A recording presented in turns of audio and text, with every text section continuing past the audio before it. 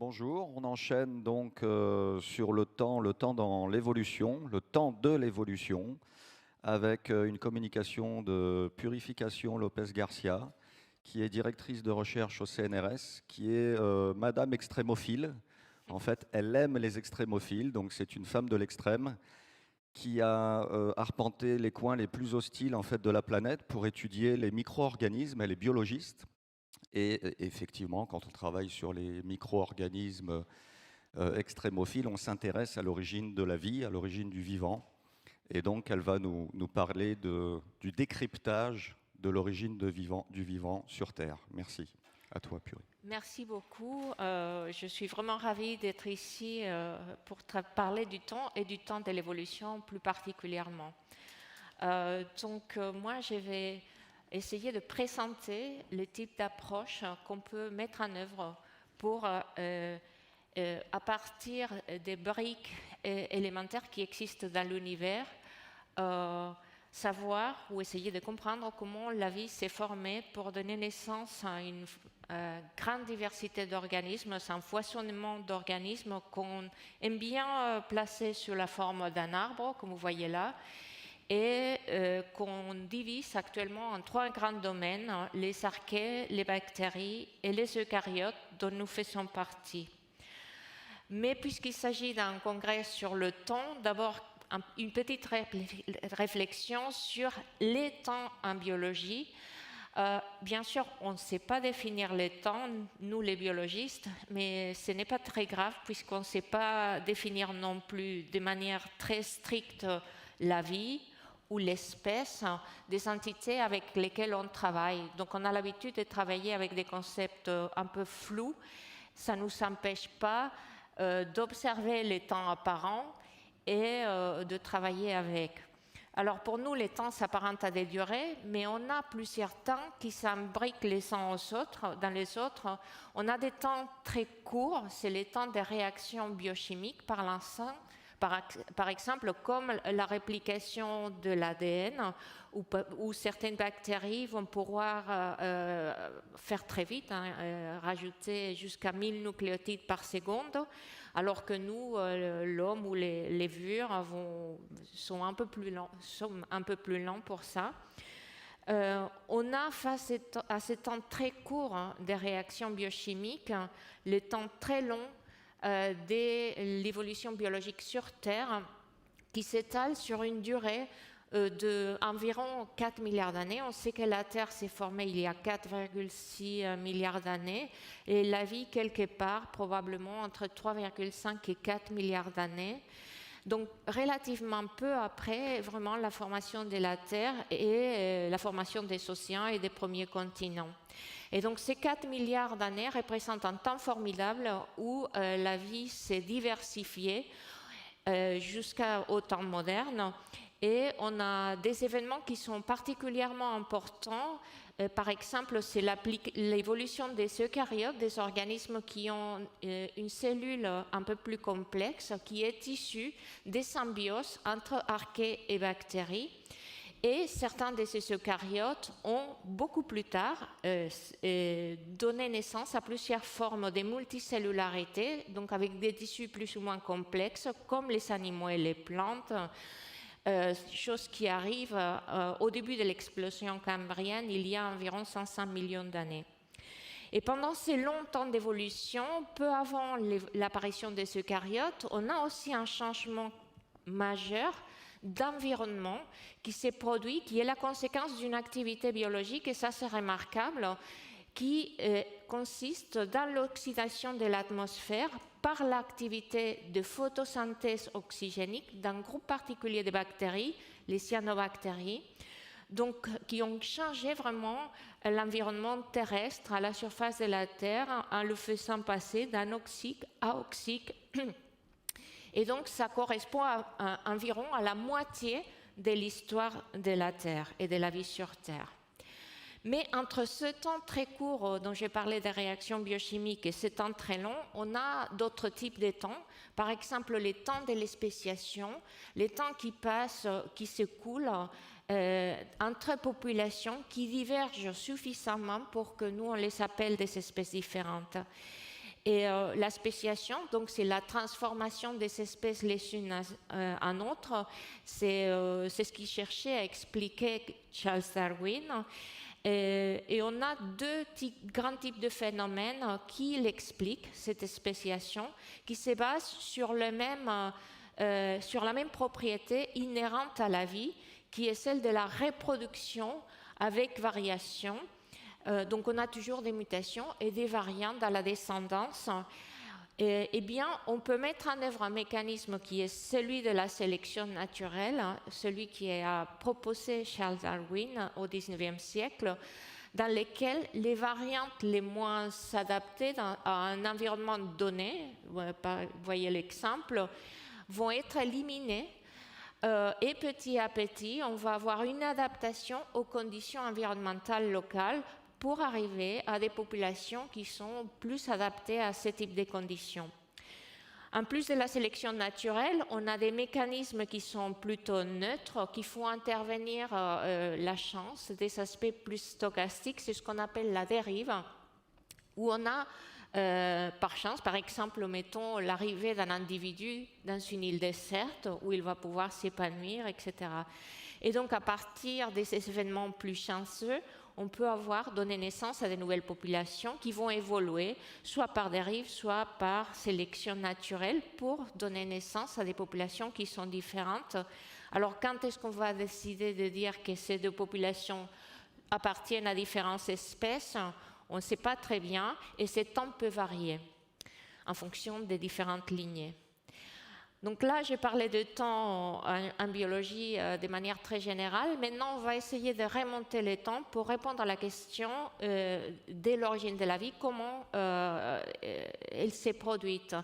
C'est une question scientifique qu'on peut aborder à partir du XIXe siècle et qu'on essaye de répondre par des causes tout à fait naturelles à partir d'une chimie organique riche qu'on appelle prébiotique pour donner naissance aux premières formes de vie. C'est à une époque où Louis Pasteur a déjà réfuté la génération spontanée, l'idée que la vie apparaît tout le temps, et que Charles Darwin, comme je viens de le dire, avait proposé le mécanisme de la sélection naturelle pour expliquer la transformation des espèces. Donc on pourrait imaginer qu'on pouvait remonter la transformation des espèces jusqu'à un point originel qui serait celui de l'origine de la vie. Mais c'est aussi une question qui est historique, donc il y a des événements de contingence, ce qui fait que ce n'est pas très facile à répondre, parce qu'on n'a pas nécessairement tous les éléments historiques qui sont restés dans un registre qu'on peut lire facilement. Mais on essaie de les retrouver. Et donc c'est ce que ces différentes disciplines, à travers deux grands types d'approches, des approches qu'on va appeler ascendantes ou bottom-up de l'anglais, où on va s'intéresser aux briques qui forment la première matière organique qu'on appelle chimie prébiotique et auxquelles vont contribuer l'astrophysique, la chimie et aussi la géologie en ce qu'elle tente de décrire l'environnement de la Terre primitive au moment où la vie s'est formée. Et puis, on peut prendre le chemin inverse, partir de la biologie actuelle pour remonter dans le temps, essayer de, en comparant l'ensemble des êtres vivants, inférer les communs dénominateurs qui devaient déjà exister dans les premières formes de vie. Et donc, bien sûr, la biologie contribue, mais aussi une partie de la géologie à travers le registre fossile qui nous informe des étapes intermédiaires qui sont restées enregistrées historiquement. Et donc, je vais prendre d'abord cette approche top-down pour nous intéresser. On va s'intéresser à la diversité biologique. Bien sûr, on est fasciné par la diversité des plantes et des animaux, qu'on sait très bien différencier, mais on sait au jour d'aujourd'hui que la plus grande partie de la diversité biologique est en réalité cantonnée au monde microbien. Simplement, c'est pas facile d'étudier les micro-organismes et on a mis beaucoup de temps. Donc d'abord, il a fallu les observer et reconnaître leur existence grâce au tout premier microscope à l'aube du XVIIIe siècle Et après, améliorer ces techniques d'observation microscopique, arriver au microscope électronique pour pouvoir observer la diversité de ces organismes. Mais malgré tout, la diversité morphologique est très limitée et donc n'est pas suffisante pour différencier l'ensemble des espèces microbiennes ou bactériennes en particulier.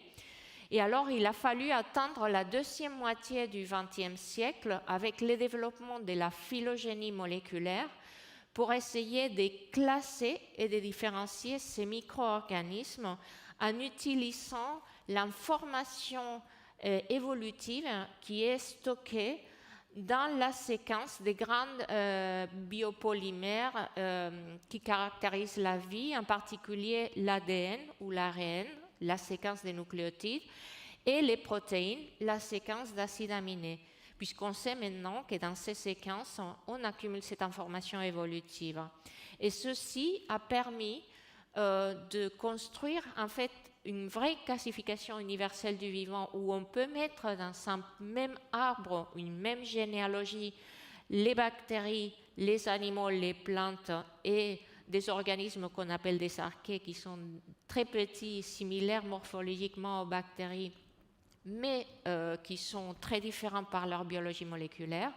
Et donc on peut classer ces organismes et établir des relations de parenté en utilisant comme marqueur d'identité la séquence des gènes marqueurs qui sont conservés, par exemple les gènes d'ARN ribosomique, donc qui font partie du ribosome, la machine à synthétiser des protéines que toute cellule possède.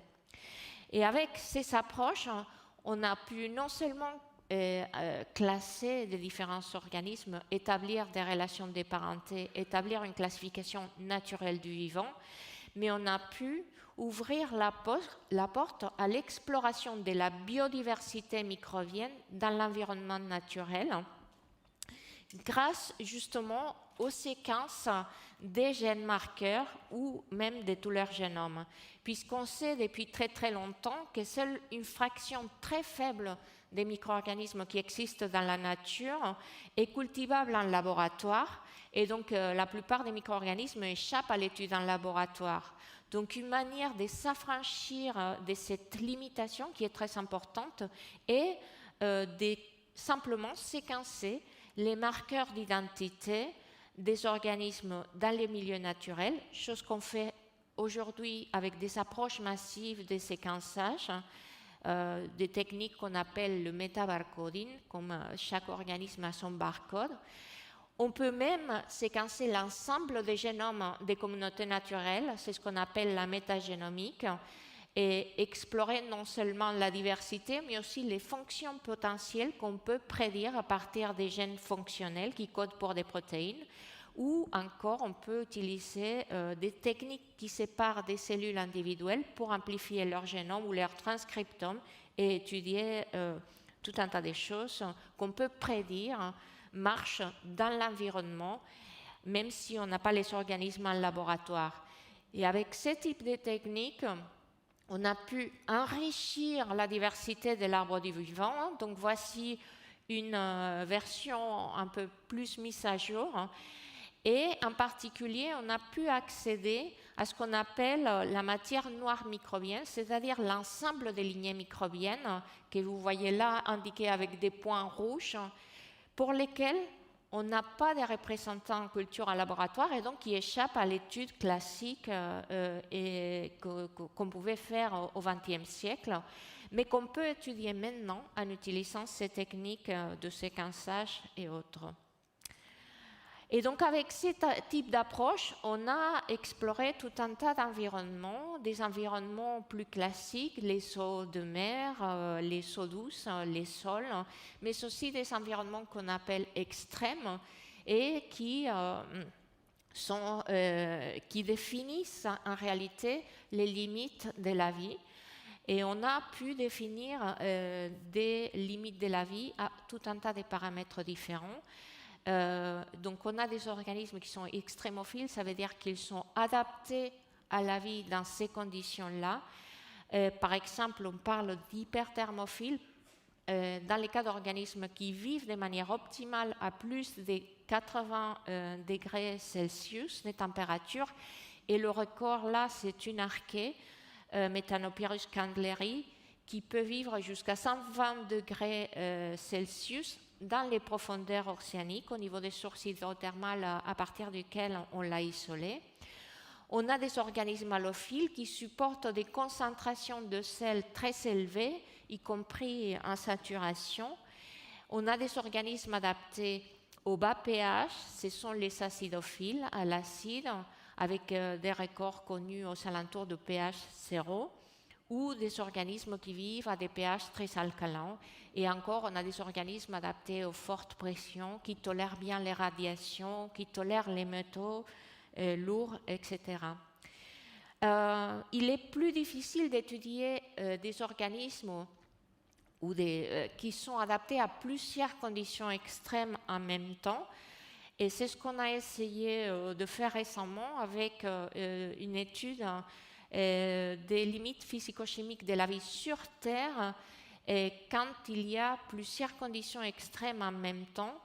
Et en l'occurrence, dans ces cas-là, qui est le champ hydrothermal de Dalol, dans la dépression du Danakil en Éthiopie, ce sont des combinaisons de paramètres qui incluent un pH très bas, donc des eaux très acides, une température très élevée qui peut aller jusqu'à 110 degrés à la surface, et une salinité très importante de plus de 30% de poids de sel en volume, en allant jusqu'à 70 voire plus, avec en plus des chimies très différentes indiquées par les couleurs des différentes bouteilles qui ont été prélevées sur place. Donc on a tout un gradient des paramètres physico-chimiques combinés. Et alors que dans certains cas, par exemple dans les systèmes qui est à droite en bas, on a pu détecter, comme dans ces types de réservoirs souterrains, une grande diversité d'archées extrémophiles, en particulier halophiles, mais certaines hyperthermophiles aussi, que vous voyez placées dans un arbre phylogénétique, c'est toutes les lignées bleues. Mais dans d'autres systèmes, et donc parfois en plus qu'on peut observer au microscope électronique, voici une belle photo des colonies de ces archées ultra petites, donc les cellules ne font pas même un micron. Mais donc alors qu'on détecte une grande diversité de ces archées dans certains endroits, dans d'autres où on a vraiment des conditions multi-extrêmes, de grande acidité, saturation en sel et des températures qui peuvent être assez élevées, eh bien on ne détecte pas la vie. Donc là, vous voyez avec les sondes que les températures sont de 108 degrés, pH légèrement négatif, moins 0,7. Et ici, eh bien, dans ces piscines, on ne trouve pas la vie. Donc ça veut dire qu'il y a des endroits sur Terre où on a de l'eau en état liquide à la surface et il n'y a pas la vie. Or, ça nous apprend des choses sur l'habitabilité, puisque typiquement, on utilise comme critère d'habitabilité planétaire la présence de liquide à la surface. Or, on sait que même sur Terre, une planète habitée, il n'y a pas la vie dans certains endroits où on a de l'eau à l'état liquide. Alors, une observation intéressante dans ces systèmes est que, alors qu'on peut voir des cellules au microscope électronique, c'est la photo à gauche complètement, ça ce sont des cellules. La photo qui est juste à droite, et dans laquelle vous voyez des petites vésicules, des petites billes, et qui ressemblent tout à fait, eh bien, ce ne sont pas des cellules, ce sont ce qu'on appelle des biomorphes, des précipités minéraux arrondis, qui sont faites en réalité de silice, comme vous pouvez voir sur d'autres images, quand on fait des cartographies chimiques de ce type de structures. Et donc ça amène une question sur l'interprétation de ce type de structures dans le registre fossile. On sait qu'on peut faire des biomorphes abiotiques en laboratoire, et cela a même mené dans le passé à questionner l'interprétation de certains supposés microfossiles très anciens, datant de 3,5 milliards d'années, comme des cyanobactéries actuelles. Ces types de microfossiles putatifs ont été revus en biomorphes, donc en structure abiotique. Eh bien, on peut se poser la même question de manière beaucoup plus large parce qu'on a la formation de ces biomorphes en conditions naturelles cette fois-ci et on la voit. Donc ça, c'est un point d'avertissement, surtout quand on va aller essayer de trouver ou identifier et interpréter des biosignatures sur Mars ou sur des exoplanètes potentielles. Faire attention et essayer de contraster avec des explications alternatives. Et c'est pareil pour le registre fossile ancien sur Terre. Donc un point d'attention. Et finalement, tout ceci nous aide à contraindre les limites physico-chimiques de la vie, non seulement sur Terre, mais pour aller la chercher ailleurs, au moins sur une vie basée sur une biochimie proche à celle qui est la nôtre. Donc ça, c'est une considération générale. Maintenant, on revient sur Terre et on revient sur la diversité du vivant actuel. Et on sait que malgré cette incroyable diversité qui va des bactéries à l'éléphant, on a tous une même biochimie commune et un même code universel, donc deux caractéristiques qui nous font penser que toute la vie actuelle dérive d'un même dernier ancêtre commun universel qu'on appelle Luca ou le saint ancêtre, donc même biochimie commune, c'est-à-dire qu'on utilise l'ADN comme matériel génétique avec les mêmes 4 bases ATGC. On utilise les mêmes 20 acides aminés pour faire nos protéines. Donc, c'est des caractéristiques qu'on pense ancestrales. Et non seulement ça, on utilise le même code génétique, c'est-à-dire que les mêmes triplets de nucléotides au niveau de l'ADN et de l'ARN sont intermédiaires. Et on code pour les mêmes acides aminés. On connaît des déviations du code génétique, mais sont rares et secondaires, et on sait lesquelles. Donc, en gros, tout cela nous indique qu'à un moment donné, on a eu un dernier ancêtre commun à nous tous, à partir duquel on dérive. Alors, on peut même essayer de dresser le portrait de ces derniers ancêtres communs en utilisant des approches de génomique comparative qui nous permettent d'inférer un ancêtre qui était déjà assez complexe, avec plusieurs centaines de gènes, peut-être un millier de gènes, qui avait une membrane, donc c'était un organisme cellulaire et qui avait des moyens de transformer l'énergie en utilisant des gradients de protons à travers la membrane et de synthétiser de l'ATP comme réserve énergétique, qui avait une capacité de synthèse des protéines, ce qu'on appelle la traduction, tout à fait moderne. La transcription était aussi assez conservée, la lecture des ARN messagers pour faire des protéines, et probablement qu'il y avait de l'ADN, mais dont la réplication n'était pas optimisée, puisque dans les archées et dans les bactéries, aujourd'hui, on trouve des ADN polymérases qui sont très différentes, et donc on pense qu'à l'époque, on avait quand même de l'ADN, il y a quelques protéines qui suggèrent qu'il y avait de l'ADN, mais probablement la réplication était un peu imparfaite ou pas très optimisée. Mais cet ancêtre étant déjà très complexe, avec beaucoup de gènes, cela veut dire qu'il a été précédé par des formes forcément beaucoup plus simples. Et là, on peut imaginer tout ce qu'on veut, on peut imaginer même plusieurs départs de la vie, qui aujourd'hui sont éteints, et certains ont pu même contribuer à l'essai de vie qui a pris le dessus et qui après s'est répandu et duquel on est issu. Voilà.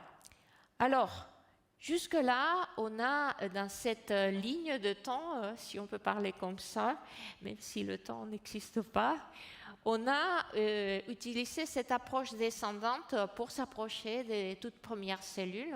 Maintenant, on prend l'approche inverse et on va essayer de partir d'héroïques élémentaires, alors lesquels la vie a fait avec des éléments assez communs finalement dans l'univers, carbone, hydrogène, oxygène, azote, phosphore, avec l'eau qui a un solvant à propriété vraiment unique et duquel on ne peut pas se passer,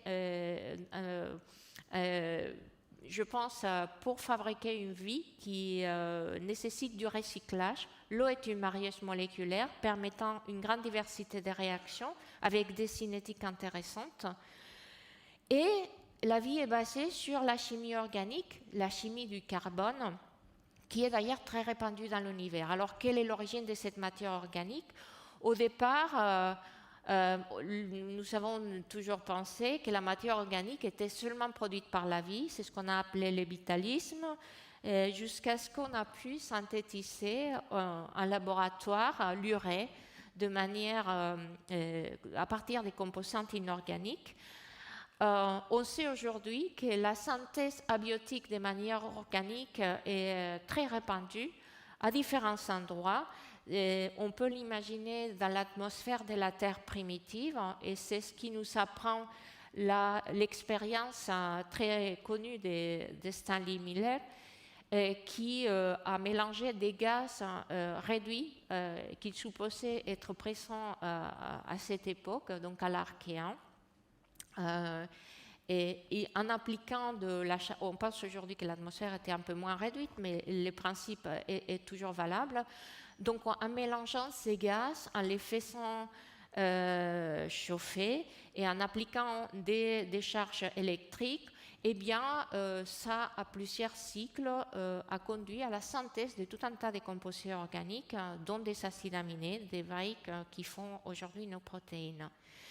Mais on sait aussi qu'on a énormément de matière organique dans l'univers, dans les comètes, dans les météorites. On peut détecter ces composés à distance aujourd'hui. Ici, vous avez une photo de la météorite de Murchison, une des chondrites carbonées les plus étudiées, qui est très riche justement en composés organiques. Mais on peut aussi faire de la matière organique sur Terre, même aujourd'hui, dans des conditions hydrothermales. Et donc, on peut très bien penser que si c'est passé il y a 4 milliards d'années, voire plus. En particulier, on a pu montrer qu'on peut faire des acides aminés, y compris des acides aminés assez compliqués, comme les tryptophanes, dans des argiles riches en fer en contexte hydrothermal, dans la lithosphère océanique actuelle. C'est des travaux de Bénédicte Ménès à l'IPG, ici en France. Mais on a aussi et toujours en présence comme catalyseur du fer ferreux, pu identifier la synthèse de beaucoup de composés organiques qu'on sait font aujourd'hui partie des cycles métaboliques les plus conservés dans les cellules, comme les cycles de Krebs par exemple. Donc à partir des deux molécules pyruvate et glyoxate qui se forment par réduction abiotique du CO2, donc synthèse abiotique, on peut faire tous ces composés en présence de fer ferreux. Ça fait réfléchir. Donc, en fait, on devait avoir une soupe primitive très riche sur Terre, dans laquelle on avait des composés qui venaient soit de l'espace extérieur, soit de l'atmosphère, soit d'une production interne de la Terre. Mais la matière organique, tout comme l'eau, sont nécessaires mais pas suffisantes pour la vie. Donc matière organique ne veut pas dire égale vie. Il y a énormément de matière organique dans les comètes et on n'en a pas la vie. Donc il faut quelque chose de plus. Et donc c'est ce qu'on essaye d'expliquer. Quelle est la transition du non-vivant au vivant? Comment on passe de cette matière organique aux premières cellules? C'est la question. Alors, on peut essayer, même si c'est un artifice pour les physiciens, de dresser une ligne complexité versus temps ou durée. Et alors, on peut imaginer qu'on a des systèmes de réactions, de réseaux autocatalytiques qui vont se complexifier et petit à petit augmenter la complexité au cours de temps. Et à un moment donné, on va décider, c'est assez complexe pour placer la ligne de vie. La vie, c'est ça. C'est une possibilité. L'autre possibilité, peut-être plus intéressante, c'est celle de dire, effectivement, on a eu des réseaux autocatalytiques, des réactions, et qui se sont complexifiées, mais à un moment, il y a quelque chose qui se passe, une espèce de transition de phase qui cristallise, qui donne naissance à une propriété émergente qu'on appelle la vie. Et donc ça, c'est quelque chose qu'on ne sait pas très bien, on cherche à le trouver, mais ça nous mène à la définition de vie. Parce que même si on n'aime pas définir la vie, et les biologistes, il faut quand même avoir des critères opérationnels pour savoir quand est-ce qu'on passe du non-vivant au vivant. Alors les gens se sont essayés, il y a énormément de définitions très différentes, mais quand on les réduit aux propriétés vraiment essentielles, on voit qu'il y a deux grands groupes de définitions qui s'opposent dans la propriété qu'ils mettent en avant. Pour certains, que je vais appeler des hypothèses métabolistes, c'est la propriété de l'automaintien. Donc c'est le mot d'ordre d'une certaine manière, c'est l'énergie ou l'énergie libre. Et on serait bien dans des systèmes physiques ou chimiques hors de l'équilibre qui créent de l'ordre à partir du désordre, qui s'auto-maintiennent. Donc c'est une définition qui pourrait plaire bien aux physiciens, mais aussi aux biochimistes et d'autres. Et à l'opposé, on a des définitions auxquelles beaucoup de biologistes adhèrent et qui sont basées sur l'autoréplication et qui est associée à l'évolution, une évolution darwinienne avec sélection naturelle. Et donc ici, le mot d'ordre serait plutôt l'information. On transmet une information via la réplication et on perdure dans le temps de cette manière-là. Alors, on pourrait imaginer, en réalité, la vie est une combinaison de ces deux propriétés et ça est reflété dans le propre fonctionnement de la cellule, qui est l'unité fondamentale du vivant, puisque les cellules ont ce double fonctionnement. D'une part, elles peuvent stocker de l'information dans l'ADN, qu'elles peuvent passer à la descendance via la réplication de l'ADN, mais elles peuvent aussi exprimer cette information via les ARN messagers, et puis pour fabriquer des protéines qui, elles, vont faire des fonctions. Et puis, elle a aussi cette autre capacité de transformer de la matière et de l'énergie. Donc, c'est une machine, effectivement, à faire du métabolisme. Donc, c'est ce qu'on appelle le métabolisme. C'est une machine qui maintient de l'ordre en utilisant l'énergie libre dégagée des réactions chimiques différentes. Alors, on a des cas un peu particuliers, plus difficiles à classer, les virus, est-ce qu'ils sont vivants ou non vivants? C'est une question qui revient toujours. Alors, tout dépend de la définition, évidemment. Les virus sont des parasites moléculaires obligatoires, ils n'ont pas de métabolisme, mais ils évoluent. En réalité, ils sont faits évoluer par la cellule. Ils parasitent les machineries cellulaires pour se faire répliquer. Alors, on connaît aujourd'hui beaucoup de virus différents avec du matériel génétique différent. Ça peut être de l'ADN, de l'ARN, double brin, simple brin. On a même des virus géants qui ont fait beaucoup discuter sur la possibilité de ces virus comme étant antérieurs à la vie ou des cellules dérivées. En réalité, ces virus géants, on sait qu'ils dérivent des virus plus petits. Et même s'ils sont des gènes qui interviennent dans des fonctions cellulaires, on peut montrer que ce sont des gènes qui sont piqués aux cellules et qui leur servent à, d'une certaine manière, booster le métabolisme des cellules qu'ils s'infectent pour les faire travailler mieux au service des virus. Donc bon, la question reste de toute manière très débattue. Si je reviens maintenant à cette définition avec les deux grands types de propriétés qui sont associées, quand on pense ou quand on essaye d'expliquer l'origine de la vie, ces deux définitions s'accordent avec deux grands types de modèles qui prônent soit le métabolisme d'abord, soit la génétique d'abord.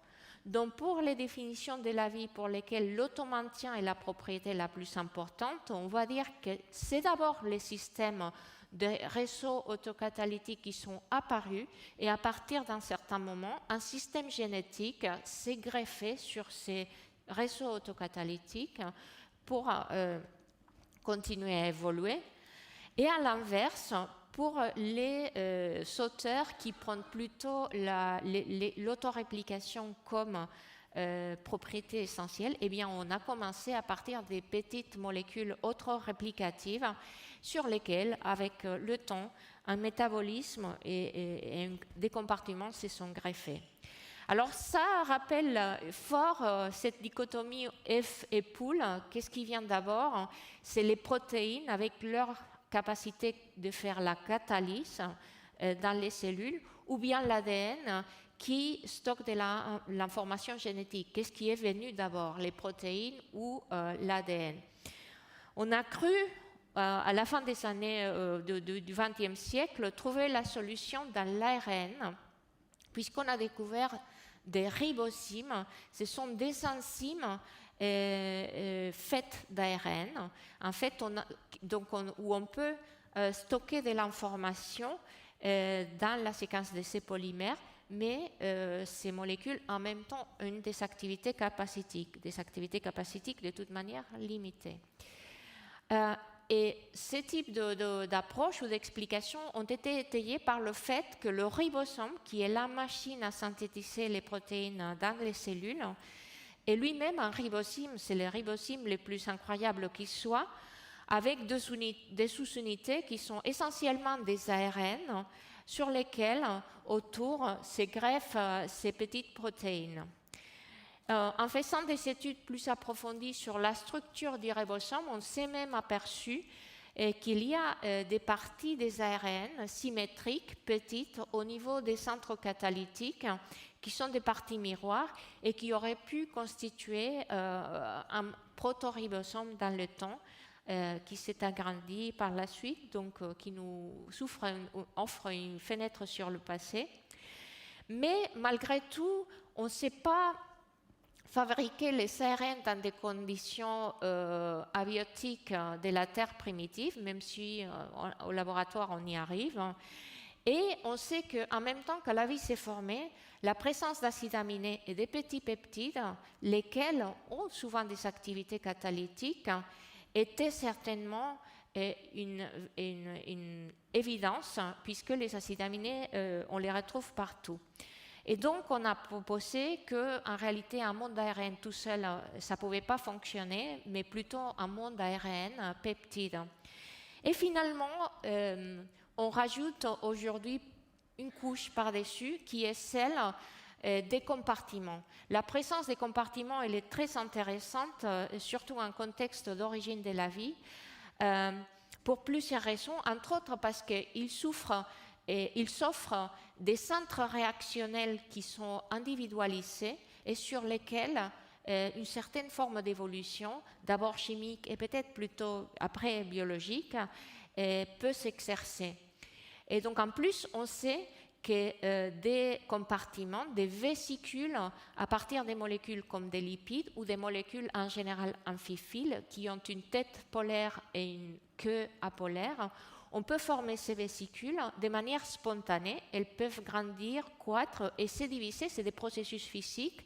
On peut former des vésicules avec des molécules organiques de la météorite de Murchison. Vous voyez ici une photo issue des travaux de David Dimmer, qui a travaillé beaucoup sur ça. Et donc, on sait en plus que ces molécules organiques de type amphiphile, des hydrocarbures qui peuvent s'oxyder d'un côté, on peut les fabriquer de manière assez facile en contexte hydrothermal. Et donc, on peut très bien imaginer des espèces de sous-primitives de surface où l'activité hydrothermale a été très importante et toutes les synthèses apportées en termes d'acides aminés, des intermédiaires métaboliques, mais aussi des amphiphiles ou des protolipides, si vous voulez, pour faire ce type de compartiment. Donc, on a un modèle plausible, celui de la formation des compartiments qui vont encapsuler des réactifs, où on peut imaginer l'incorporation des catalyseurs, de l'information génétique, des composantes minérales. Et finalement, ce type d'approche est en fait d'une certaine manière imité ou suivi par la biologie des synthèses pour essayer d'étudier la formation de la vie dans un tube à essai. Il y a les travaux de beaucoup de laboratoires, dont Jack Szostak ou Thierry Joyce aux États-Unis, mais aussi un peu partout. Donc, c'est des recherches très actives dans lesquelles, à travers des compartiments, on essaye de voir des propriétés peut-être émergentes ou des réplications apparaître. Et donc, réponse dans les années à venir à travers ces expériences et à travers les recherches plus historiques sur le passé. Et sur ça, je vous laisse le temps de partir et je remercie aussi mon équipe qui me laisse le temps d'être ici avec vous pour vous parler de toutes ces questions. Merci.